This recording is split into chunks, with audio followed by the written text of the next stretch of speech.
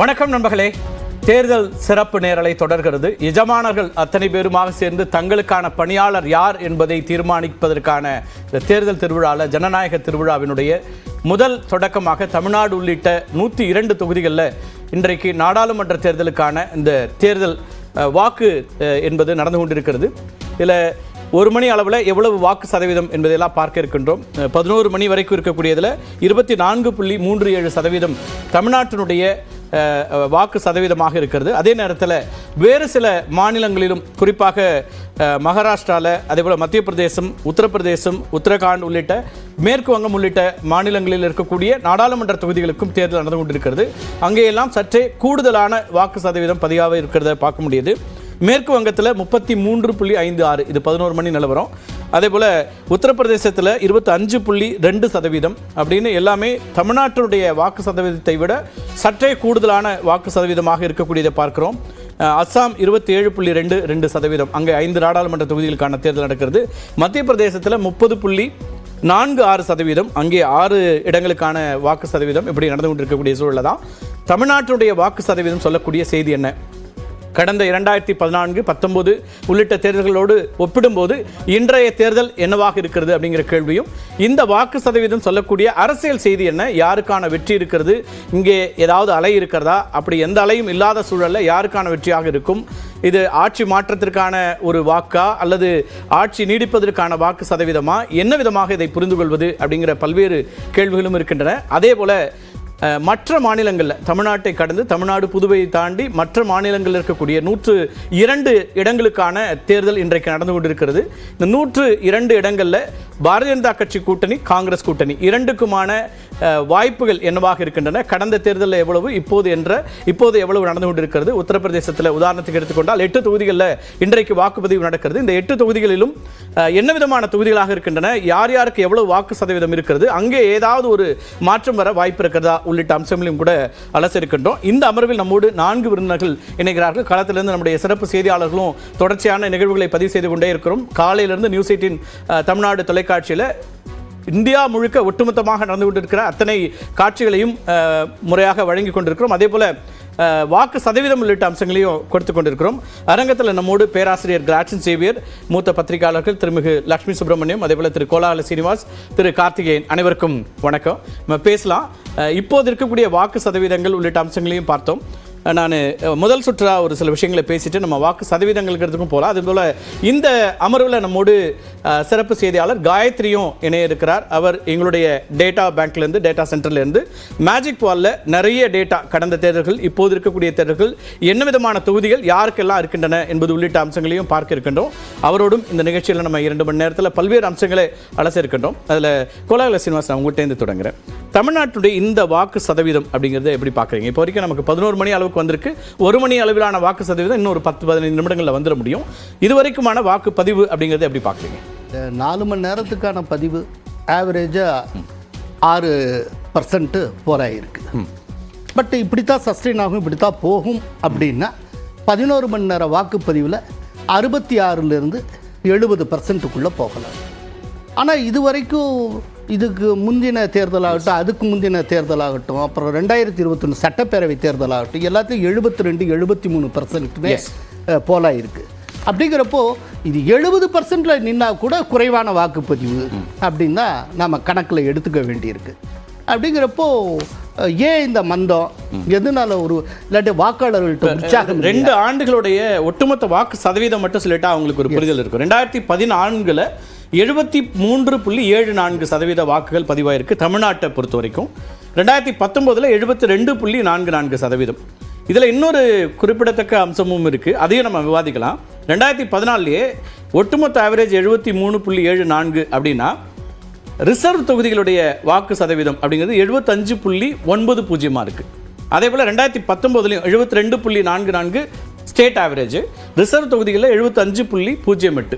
எல்லா தேர்தல்கள்லையும் இந்த ரிசர்வ் தொகுதிகளுடைய வாக்கு எண்ணிக்கை அப்படிங்கிறது கூடுதலாக இருக்குது. குறிப்பாக எப்பவுமே ஊரக பகுதிகளில் இருக்குது. இது இந்திய அளவிலும் அப்படி தான் எதிரொலிக்குது. இல்லை, இன்னொரு விஷயம் இருக்குது. இப்போ தமிழ்நாட்டையே நீங்கள் எடுத்துக்கோங்க. ட்ரெடிஷ்னலாக வடக்கு பகுதியில் இருக்க எக்ஸப்ட் சென்னை வாக்குப்பதிவு அதிகமாக இருக்குது. இப்போ கூட பார்த்தீங்கன்னா அந்த நாமக்கல் அதிகமாக இருக்குது, கள்ளக்குறிச்சி அதிகமாக இருக்குது, தர்மபுரி அதிகமாக இருக்குது. அந்த பகுதி ட்ரெடிஷனலாகவே ஒவ்வொரு தடவையுமே போன தடவை வந்து தர்மபுரி தான் 82% நம்பர் 1, அதுக்கடுத்து நாமக்கல் 80% நம்பர் 1 இங்கெல்லாம் இருந்தது.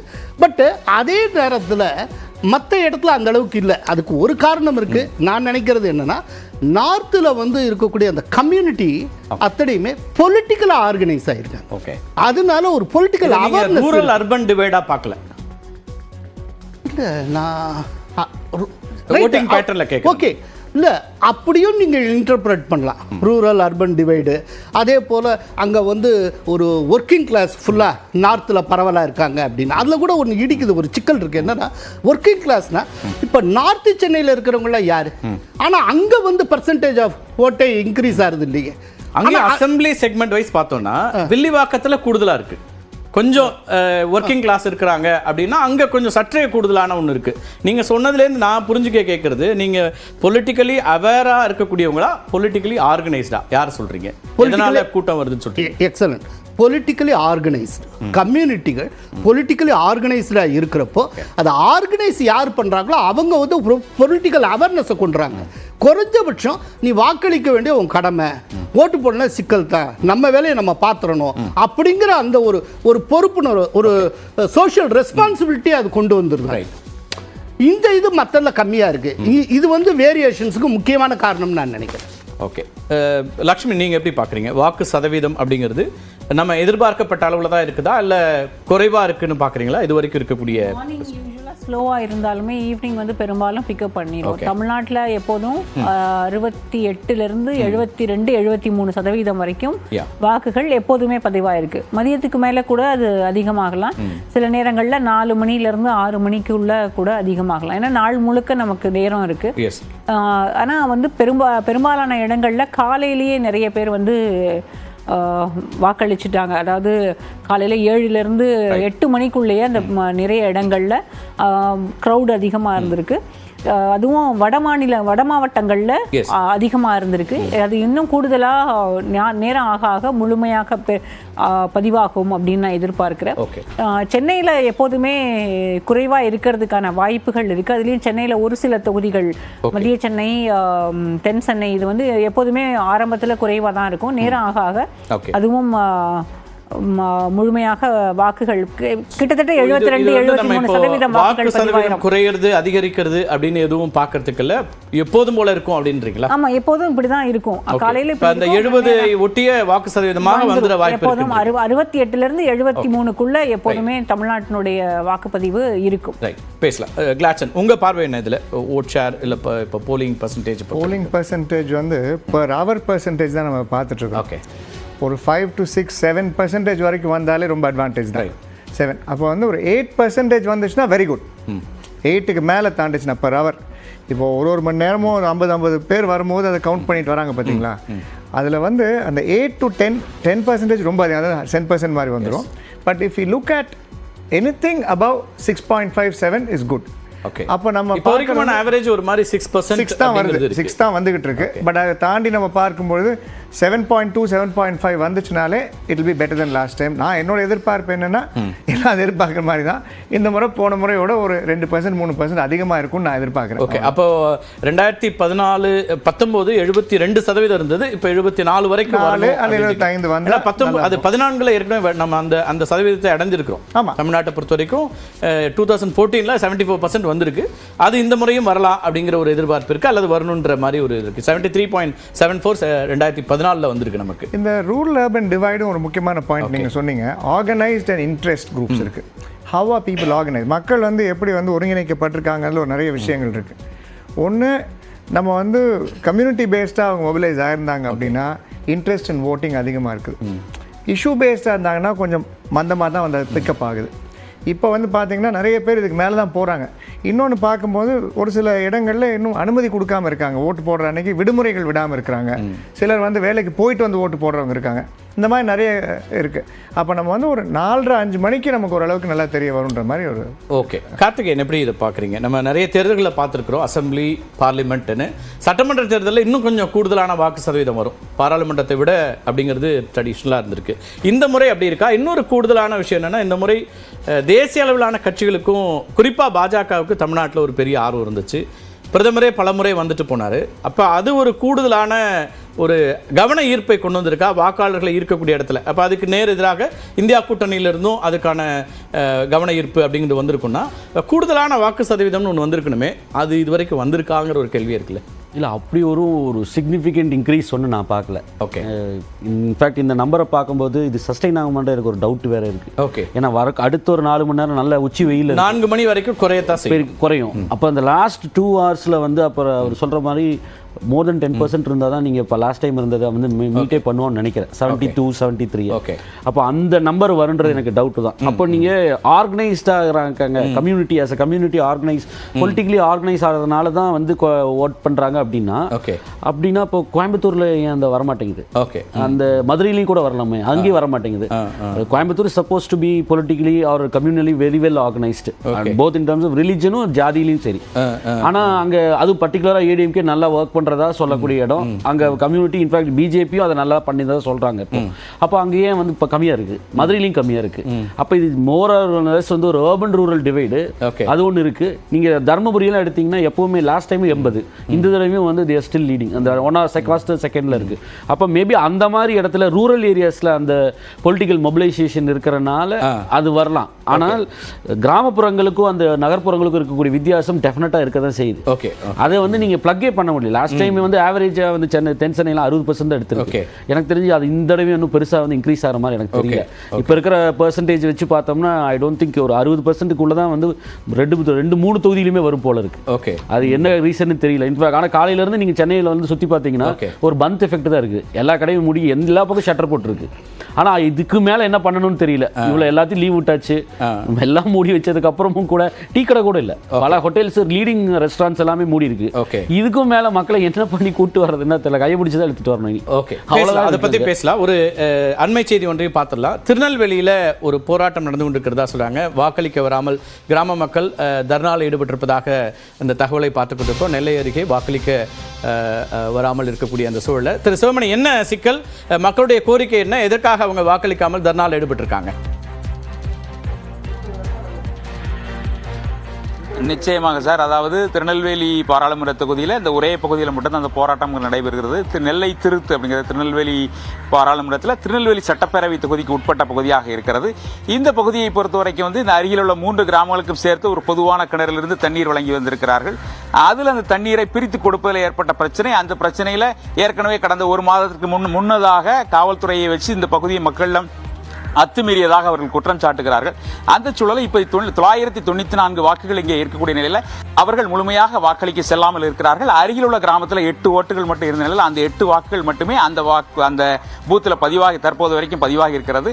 காலையிலிருந்து ஒரு சில அதிகாரிகள் இங்கே வந்து பேசுவதற்கு வந்ததாக கூறப்படுகிறது. ஆனாலும் கூட இவர்கள் மக்களிடம் பேச்சுவார்த்தை நடத்தவில்லை என அந்த மக்கள் குற்றம் சாட்டுகிறார்கள். அவர்களிடமே கேட்போம், இது என்ன பிரச்சனை இருக்கிறது என்பது குறித்து. இந்த பகுதியில் என்ன பிரச்சனை இருக்கு சார்? என்ன பிரச்சனையின் காரணமாக நீங்க புறக்கணிச்சு போராட்டத்தை நடத்திட்டு இருக்கீங்க? ஐயா வணக்கம் ஐயா. நாங்கள் வந்து திருநெல்வேலி மாவட்டம் மானூர் வட்டம் பள்ளிக்கோட்டை கிராம பஞ்சாயத்துக்கு உட்பட்ட நெல்லை திருத்து ஊர் பொதுமக்கள்.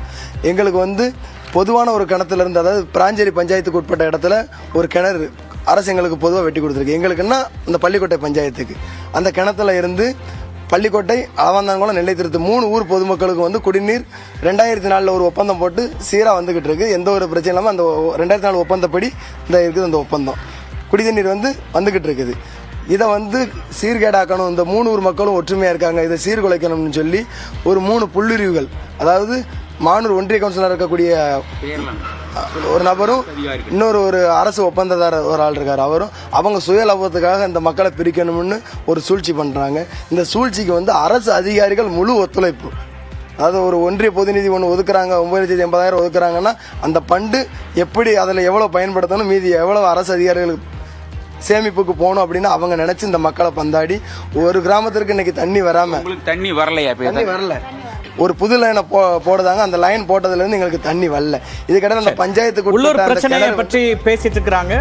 சிவமணி, முழுமையான பேட்டிகள் எடுங்க, அதையும் தொடர்ச்சியாக பதிவு செய்யலாம். நம்ம விவாதத்திற்குள்ளேயும் செல்ல வேண்டி இருக்கிறது. இதில் காயத்ரி, இப்போ இருக்கக்கூடிய கடந்த காலத்திலையும் 2019-14 இந்த டேட்டா தமிழ்நாடு ஒட்டி என்ன இருக்குன்னு ப்ரெசென்ட் பண்ணிங்கன்னா நம்ம அதுக்கு மேலே அது மேலே விவாதத்தையும் கூட நம்ம தொடரலாம். காயத்ரி. எஸ், நிச்சயமாக திரு கார்த்திக் செல்வன். இப்போ ஓவராலாக வந்து 543 தொகுதிகளோட கடந்த 2019 தேர்தல் நிலவரத்தை பார்க்குறோம். இப்போ குறிப்பிட்டு நீங்கள் கேட்ட மாதிரி 2014 மக்களவை தேர்தலை பொறுத்த மட்டும் தமிழ்நாட்டில் என்னென்ன விஷயங்கள் இருந்தது அடிப்படை காரணிகளாக அப்படிங்கிறத பார்த்தோன்னா, இருக்கக்கூடிய ஒட்டுமொத்த தொகுதிகளில் யாருக்கான வாக்கு சதவிகிதம் அதிகமாக இருந்திருக்கு அப்படிங்கிறத பார்க்கலாம். அந்த வகையில் இப்போது இந்தியா கூட்டணி தரப்பிலிருந்து கடந்த 2014 இப்போ இந்தியா கூட்டணி 24 இடங்களில் வந்து டிஎம்கே வந்து வெற்றி பெற்றிருந்தாங்க. காங்கிரஸ் 8 இடங்கள். ஒட்டுமொத்தமாக அந்த 39ல் 38 அப்படிங்கிறது இருக்கிறது. இங்கே ஓட் பர்சன்டேஜாக நம்ம பார்க்கும்போது 52.56 விழுக்காடு அப்படிங்கிறது ஒட்டுமொத்தமாக இருக்கிறது. இது 2019 மக்களவை தேர்தலில் ஒட்டுமொத்தமாக அந்த கட்சிகள் பெற்றிருந்த வாக்கு சதவிகிதமாக இருக்கிறது. குறிப்பிட்டு காங்கிரஸுக்கு மட்டுமே வந்து 12.47% அப்படிங்கிறது இந்த வாக்கு வங்கி அப்படிங்கிறது இருந்திருக்கு. அதிமுக பொறுத்த மட்டும் 21.30 விழுக்காடு அப்படிங்கிறதும் கவனிக்க வேண்டிய முக்கியத்துவம் வாய்ந்ததாக இருக்கிறது. 52ல் 21 அப்படிங்கிறது மிக முக்கியமான ஒரு வாக்கு சதவிகிதத்தை அவங்க ஓட் பேங்கா வச்சிருந்திருக்காங்க. அதுவே 2014 தேர்தலில் எப்படி இருந்தது களம் அப்படின்னு பார்த்தோம்னா, 39 இடங்கள்ல அந்த கூட்டணியில வந்து பார்க்கும் பொழுது அதிமுக வந்து 49.29. ஸோ அப்படியே அவங்களுக்கு பாதிக்கும் குறைவாகத்தான் வந்து வாக்கு சதவீதம் கடந்த தேர்தலில் கிடைச்சிருக்கிறது. தமிழகத்தில் அந்த நேரத்தில் இருந்தக்கூடிய சூழலை பொறுத்து பார்க்கும் பொழுது ஒட்டுமொத்தமாக அவங்க 37 இடங்கள்ல அதிமுக 2014 வெற்றி பெற்றிருந்திருக்கிறாங்க. ஸோ அந்த பர்சன்டேஜ் வைஸ் பார்க்கும்போது இது முக்கியமான ஒரு காரணியாகவும் இருக்கிறது.